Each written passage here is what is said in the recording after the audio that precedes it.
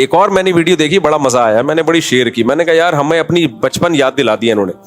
ہمیں یاد ہے ہماری والدہ جب پڑوسیوں کے یہاں سے آتی تھی نا, پڑوسن سے بڑی دوستی تھی, ہمارے پڑوس میں رہتی تھی کوئی خاتون, تو ہم اپنی امی کو لینے جاتے تھے تو وہ دروازے پہ بھی کھڑے کھڑے باتیں, ہلتی نہیں ہے نا پرانی عورتیں, باتیں ہی نہیں ختم ہو رہی. بھائی امی اب گھر چلو ہم لینے آئے, تو انہوں نے بالکل وہی نقشہ کھینچا.